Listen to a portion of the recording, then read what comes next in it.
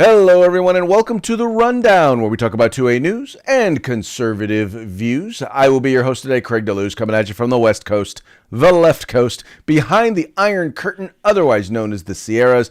But as we all know, I do not do this program by myself. That's right. My name is Mike Piroworski, coming to you live from the East Coast, the coast with the most, from the co-host with the most here on The Rundown in Hurricane Central. We promise to bring you 2A news, conservative views. It's a great day to be with us. Thank you for joining us. It is a phenomenal day. It is a phenomenal day. That's right. I've been doing some of my post-election analysis, and like I said, while I still believe that we did not get as big a red wave as we would have liked, you're starting to see, as Mike was talking about yesterday, the red floodwaters are rising.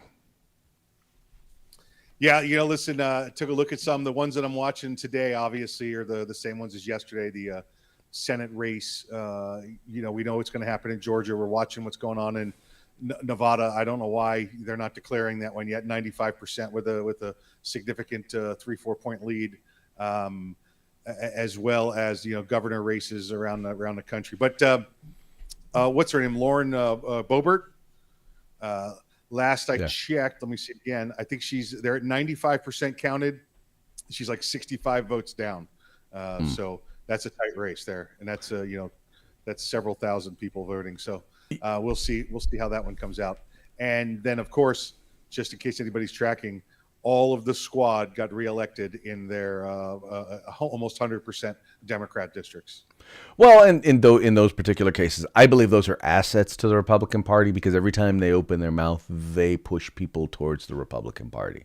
So yeah, exactly. Those are assets for us. But it's kind of interesting because you're starting to see now there are 5 significant congressional seats that are going to flip in that are in danger of flipping in the state of California. That could see the balance of the House could play a role in that. Even in the California legislature, we're looking at a number of seats that are going to wind up being flipped from Democrat to Republican.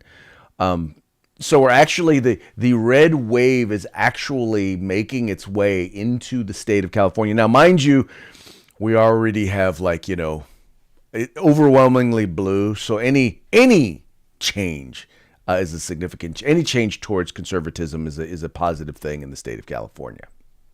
Yep. Like I said, it's the red floodwaters rising, and the other update is Marjorie Taylor Greene won by a significant margin as well. We also have Lake. Looks like she's ahead now in Arizona.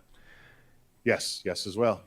And we had Governor Charlie Crist. Remember, former Governor Charlie Crist ran against Governor DeSantis here, Captain Florida. I don't know if you remember her, Craig. We interviewed her about a year and a half, 2 years ago. Anna Paulina Luna, an Air Force veteran, and she ran against Crist back then and lost. I think it was 2 years ago, might have been 4 years ago, and now she just won that seat that he vacated. So that one was flipped here in Florida. Excellent. That is phenomenal to hear. Like I said, I think that part of what we got caught up in, and at least I can say I got caught up in, was the fact that, oh my God, we're gonna win big. And the fact is, we didn't win big, but we won. And by all indications, we're going to take Republicans are going to take control of the House, as well as there's a good indication that at the very least we're going to have a shot at taking over the Senate. When you look at in particular the runoff that's going to take place in Georgia. All you do have to do is take out that libertarian who libertarians generally tend to lean Republican.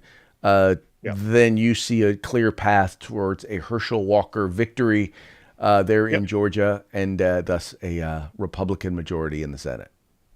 That's it. There you go. So exciting times. But before we get into too much more post-election analysis, let's give a shout out to our sponsors.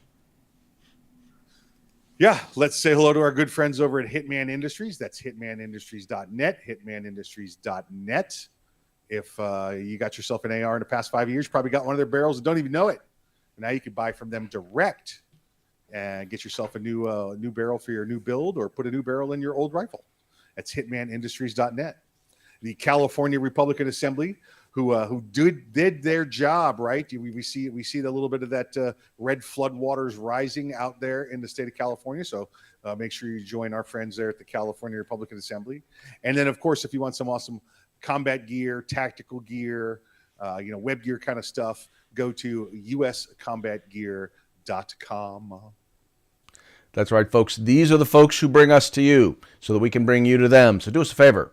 Look in the links. Look in the links section or the description section of this program. There you'll find links to all of their websites. Visit them, and if you like what you see, spend some money with them and tell them that the guys over at The Rundown sent ya. Also, if you are watching this program, at least if you're watching it for the second, third, or more time, that must mean that you enjoy it. And if you do us a favor. Share us with your friends, right? Let them know that they can watch us wherever they watch videos, on YouTube, on Facebook. They can watch us on Rumble. They can watch us on OpsLens. They can watch us on Spotify. Or if they just want to listen to the program, maybe this is something that you'd like to partake of either on your way to or on your way home from work. You can listen to us wherever you find your podcasts. But check us out. But however you choose to partake, however you choose to share, please do share and partake. Share and share alike. Share and share alike. All right, let's look into post-election, everyone does kind of their post-election analysis, right? And usually in a midterm election, whoever is the party in power generally tends to take a few lumps. And what's interesting about this one is that while the Democratic Party did not take as many lumps as I think most were anticipating, we're actually starting to see something very odd coming out of the Democratic Party, and that is this, the fact that they feel like, we have a mandate. They've gone from skipping soul searching, as Axios said, because a lot of people were thinking, well, you know what, we need to rethink how we need to rethink the people who are leading our party, because having an octogenarian leading the House is not necessarily a good idea. Because if you look at it in the Democratic Party, all of their leadership are in their 70s and 80s. But maybe they're thinking it's time that we get some new young blood. Maybe we need to rethink how we run our campaigns, because all we talked about was abortion in January 6th, and voters seem to be, or at least according to all polls, said they were more interested in the economy, in crime, and what was going on at our southern border. Well, now, since they didn't lose as bad as they thought they were going to lose, they think, we're good. Not only do we not need soul searching, Mike, but they honestly believe that they have a mandate. Again, Craig, they're so delusional. They think that they've won. They think that they have the mandate. They have yet to grasp what the public wants. We know that, like you said, from their obsession with abortion and the January 6th tourism event. It's absolutely ridiculous to think that these are people that are in charge. These are people that continue to get voted in by the blind because they have a D next to their name. Yeah, it's funny because I think that this could turn out to be a real benefit to Republicans, and here's the reason why. That means that they are not going to change their tact. They are going to continue to do the things that they've been doing. Now, what I will say is this: I think that to a certain degree, their campaign strategy was correct. I think the focus on January 6th was off.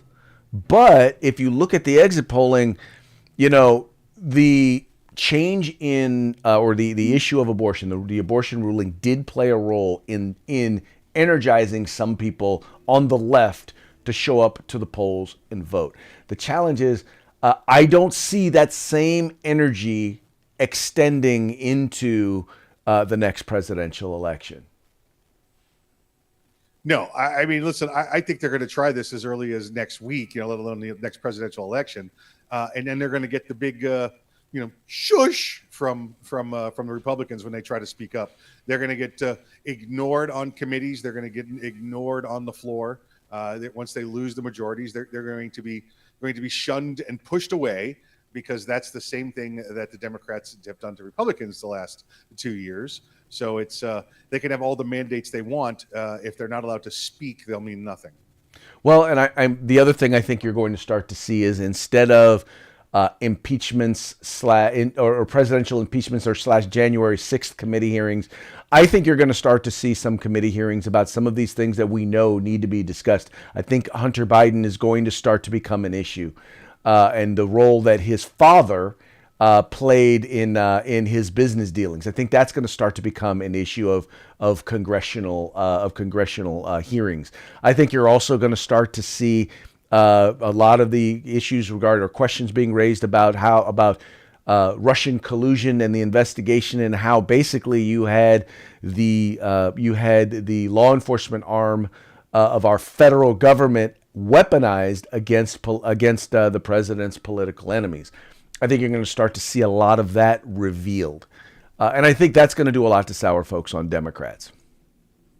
Yeah, listen, the Republican, House leadership and committee leadership has already written out and posted their goals if they took the House, and we know it's going to start right there. Hunter Biden is right at the top of the list, so you're going to see all of these things occur. Right, but once again, I think to a certain degree they are delusional, and and that, by the way, Mike, that leads me into our next story. Now, we all know that John Fetterman is less than an articulate individual. Prior to his stroke, he was already a hardcore leftist well, let me clarify. He wasn't just a hardcore leftist. He was a trust fund bum, right? He lived off his parents until he was in his 50s. And the only job he had ever had prior to becoming lieutenant governor was mayor of a town that had 2,100 people when he started. By the time he left office, they only had 1,700. But that's really the closest thing he had ever had to a full-time job. The guy who walks around wearing the hoodies and everything, yeah, dude, once again, lived off his parents almost all of his adult life. This is the same guy who barely showed, when he did become lieutenant governor, barely showed up to work. And at the same time, the only time he did show up to work was to sit on the parole board, where he went out of his way to try and release violent criminals into the public, because, he wanted to see half the people in jail there released. But nonetheless, that doesn't stop the folks over at MSNBC from declaring that, this is MSNBC's Katie Tur, from suggesting that Fetterman could be a good candidate for president of the United States. Check it out. Fetterman as a nominee at some point for president. I know there's some variables, obviously, but just a few. But I just, what he did in the super red, deep red parts of Pennsylvania, and the way that he ran ahead of Biden, as you were saying, ran ahead of Trump. I mean, it just makes you wonder about his future. All right, Mike. Now I gotta ask. By the way, Fetterman did do. He ran ahead of Biden in red areas there of Pennsylvania. First, give me your analysis of the potential of John Fetterman as a presidential candidate, and then maybe talk just real briefly about why you think he did better in some areas than other Democrats amongst Republicans. Sure. First, I want to point out, Craig, he was mayor in Braddock, Pennsylvania. Like you said, they went from 2,100 to 1,700 people while he was the mayor. All I'm saying is, don't look in his basement. Don't look in his basement. Don't look in his basement. No. I think he may have eaten most of them, but there's probably still some in the basement. This guy is. I mean, really. I mean, I guess when you're comparing him to the current president, he's got the same skill set, right? So might as well. He's not going to be any. Could he be any worse than what we have now?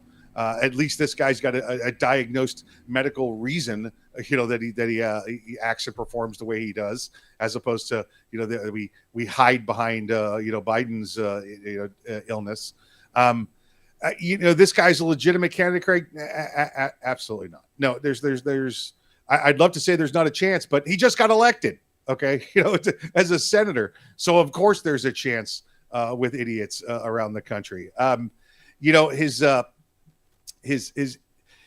he's asking for special treatment up there in the Senate as well. Like he can't have just verbal votes. He needs to see it in writing in order to comprehend it. So he's going to grind the process to a halt. And then what happens if he files a vote and then later says he filed it the wrong way? What happens then because he misunderstood what was going on? I think he tracked above Biden not because he was any better than Biden, but because Biden was much worse than everybody realized during the initial vote. So he's probably just a notch or two above where Biden is. It's not that he did better than Biden. It's just that Biden did worse than the norm. Well, and I also think you have to consider who he was running against. I mean, this was the guy he was running against Dr. Oz, who had little to no real connection to Pennsylvania. It's basically a place he moved to so that he could run for the U.S. Senate. This was the guy who also had made a number of statements that not too long ago that were directly in contrast to hardcore conservative positions. And I think the challenge was people just weren't excited about Mehmet Oz, and I think that played a huge role in it. They were like, well, at least Fetterman was from Pennsylvania.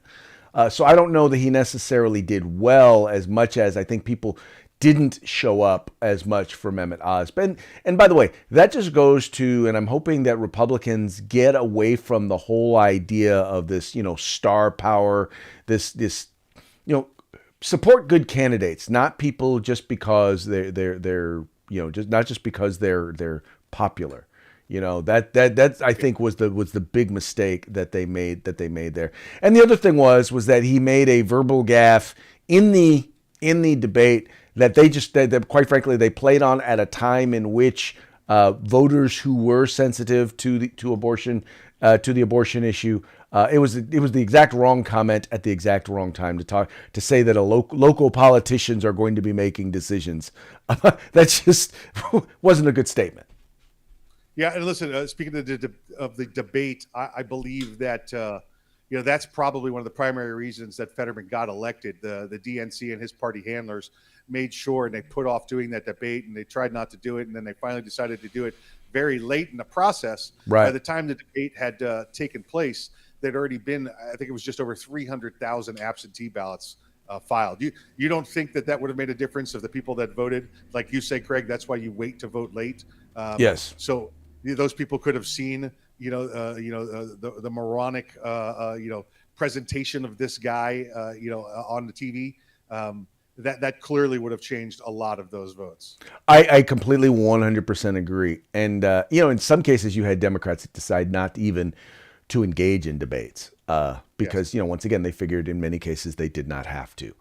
I think any elected official who refuses to debate their opponent, they need to be checked, because that's someone who clearly is afraid that they're going to be exposed. And quite frankly, he was exposed. Fetterman was exposed. And the fact that Democrats think that he is capable of being president, I mean, here's what we have here. And this is the thing, and I understand dude had a stroke, okay? Before that, he was a bad candidate. But post-stroke, it's like this. It's like saying, you know what? It's like a guy who wants to be a fireman, right?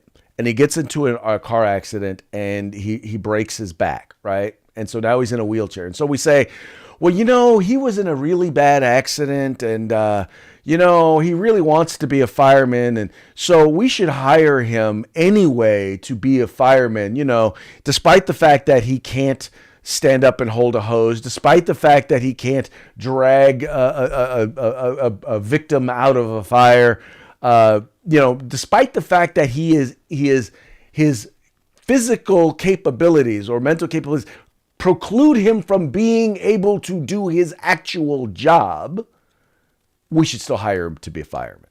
And that's what you got here, because the job of a senator is to not just to show up and vote, but to read and to analyze legislation, to be able to advocate for his constituents in the Senate, on the floor of the Senate, in committees, to know and ask questions. And quite frankly, he has demonstrated he's not capable of doing any of that.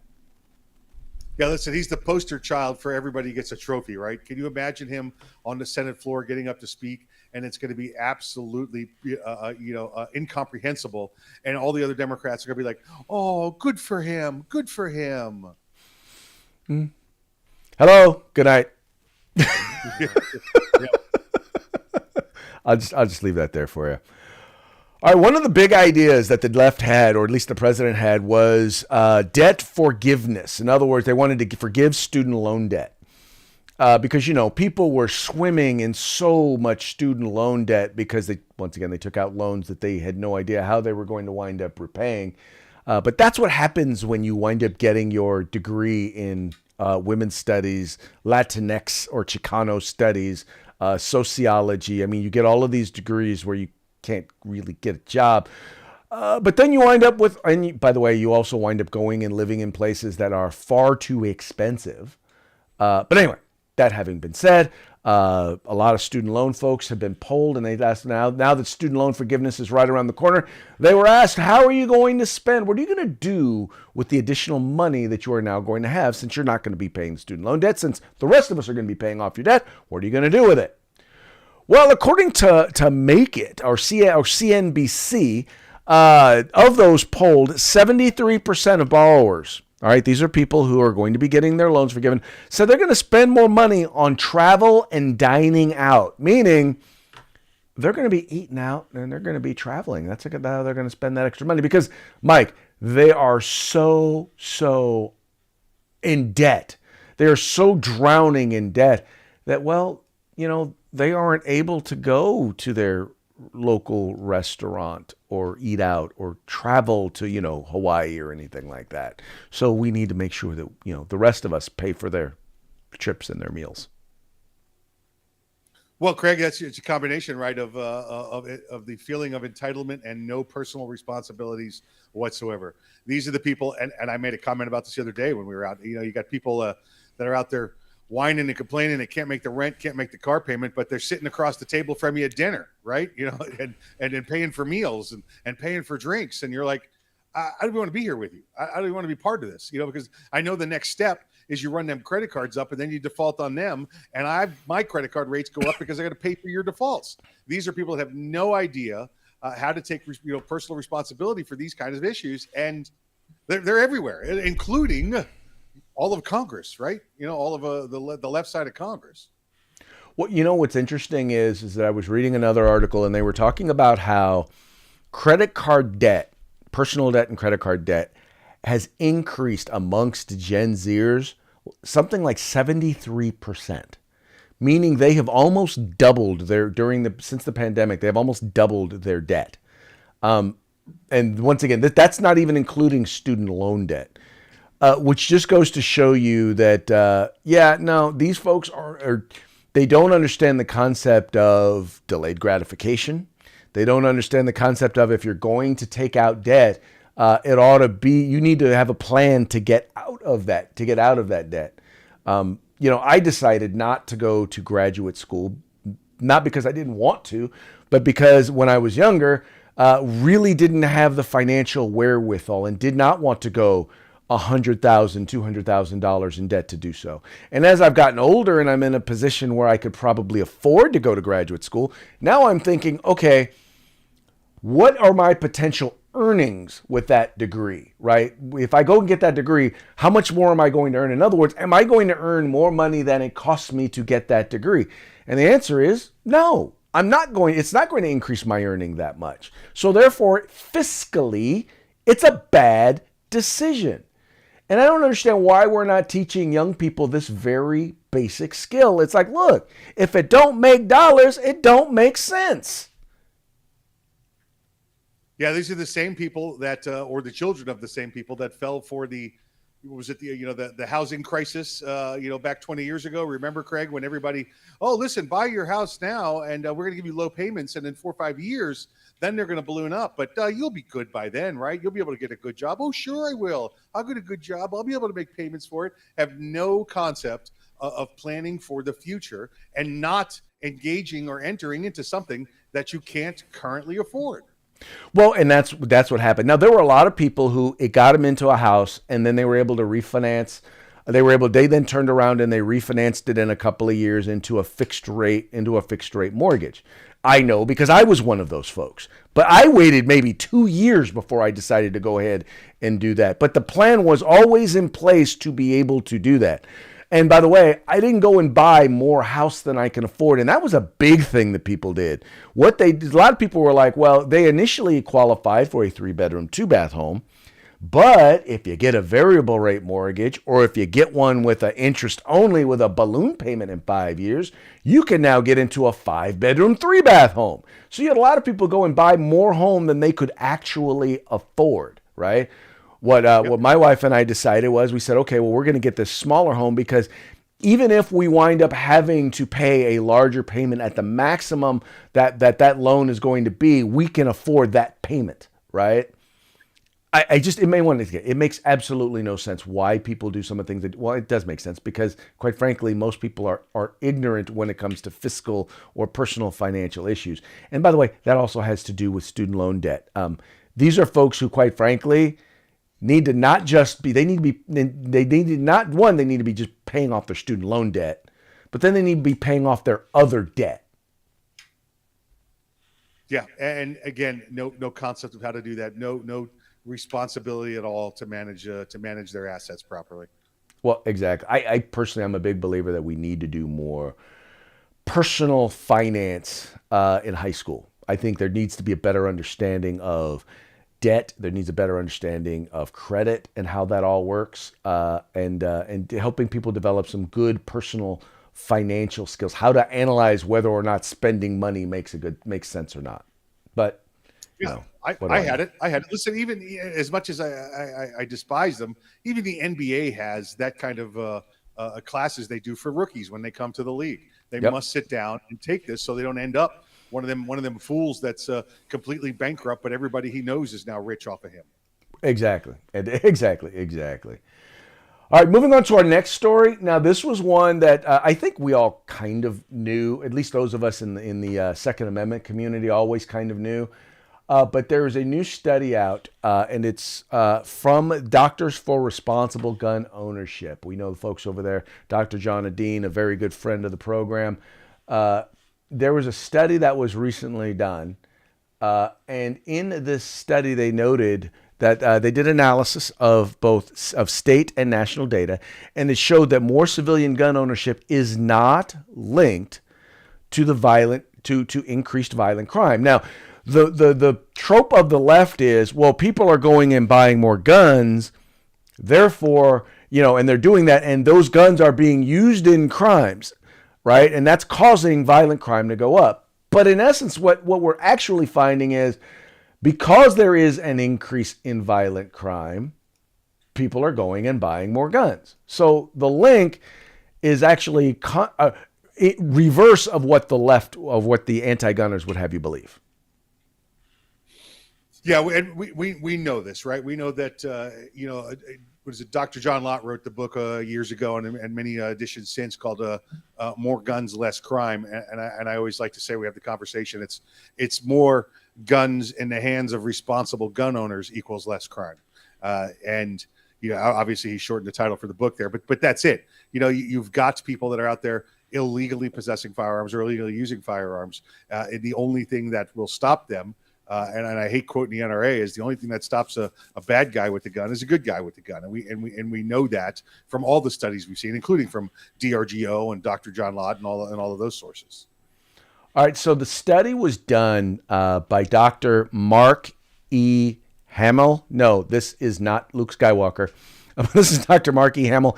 He is a trauma surgeon from the University of Nebraska Medical Center there in Omaha, and once again. They specifically point out that there is, not only did they point out that there is no link between violent crime and civilian gun ownership, but that they even demonstrate that there is no link between laws that are passed, gun control laws, and any decrease in violent crime.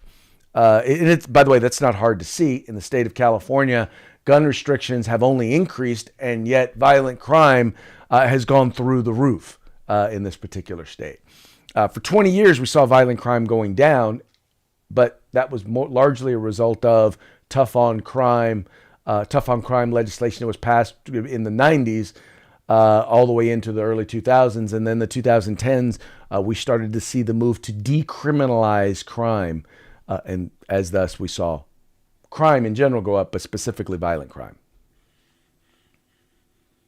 Yeah, and it's all contributing factors, right? We know that it's the gun ownership, the responsible gun ownership is what's going to take you and reduce your chances of becoming a victim. And you're right, Craig. The decriminalizing of crimes is the reason we've had that reverse. There is no punishment, for these individuals that commit these crimes. Exactly. All right, moving on to our parting shot. Now, this first one, because we're talking about crime, I just want everyone to understand we are not promoting a conspiracy about erection fraud.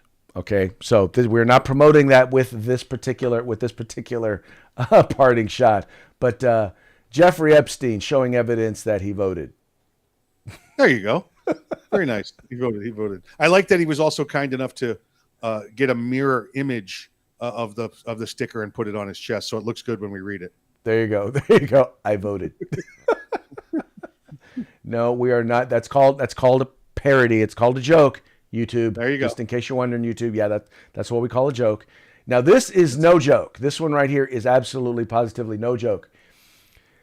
I don't think any meme could properly display this. These are his own words, folks. Let me read this to you. This is John Fetterman, and these are his own words and I actually heard the interview where he said this. He said, "I believe if my doctor believes that I'm fit to serve, and I believe that, again, my doctor, the real doctors that I believe, they all believe that I'm ready to serve, and that's what I believe is where I'm standing."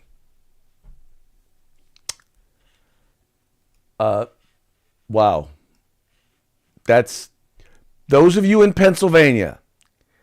That is the guy that is going to be your U.S. Senator. I am so looking forward to his speeches on the floor of the Senate. Yeah, Craig, he talks about his real doctors there. Does he have a stash of fake doctors also that he uses? Evidently he does. Okay. All right. Okay. All right, now our last parting shot, once again, goes to this whole idea of post-COVID amnesty and the fact that we all need to reconcile, because we were all mean to one another. Here it says, "Let's declare a pandemic amnesty." This is from Emily Oster. She wrote it from there at the Atlantic. It says, "We need to forgive one another for what we did and said when we were in the dark about COVID." Who are those guys, Mike? That's Rick and Corey from Pawn Stars. And what is it that they have to say about? Rick says, "Best I can do is a military tribunal." That is hilarious. Once again, folks, and that's just, they were in the dark about COVID because they only wanted to believe the things that the president and the White House and the things that the left were telling them. They ignored a lot of things that we now know to be true. In fact, they didn't just ignore them. They sought to silence people who would dare say things that were contrary to to the narrative. And once again, as we've said, we lost a YouTube channel over it. By the way, folks out there, look, we're still looking for a lawyer. If any of y'all out there are good lawyers, we would love to sue YouTube and not so much get our channel back, because we'd like to get the channel back, but to expose, what we know is the case. We know that they engaged in censorship, working with the government. We would love to be able to expose that. So if y'all know any lawyers, hit us up via DM. Just saying. Give a brother a call. Look us up. Call us. All right, it's about that time once again, Mr. Piwowarski. So let's give that shout out to our sponsors. Yeah, let's say hey to our good friends at the Hitman Industries. That's hitmanindustries.net. You go over there, you get you a rifle or pistol caliber, rifle and pistol length barrels for your AR. Hitmanindustries.net. Then, of course, the California Republican Assembly, who did a great job this week. Thank you, California Republic Assembly. Continue to do good things. USCombatGear.com for all your field gear and web gear need. And Craig, tomorrow I'm bringing another one to the table. Somebody that's offering us a nice discount if you want some holsters. So tomorrow you can go for a holster company. Very, very nice. Very, very nice.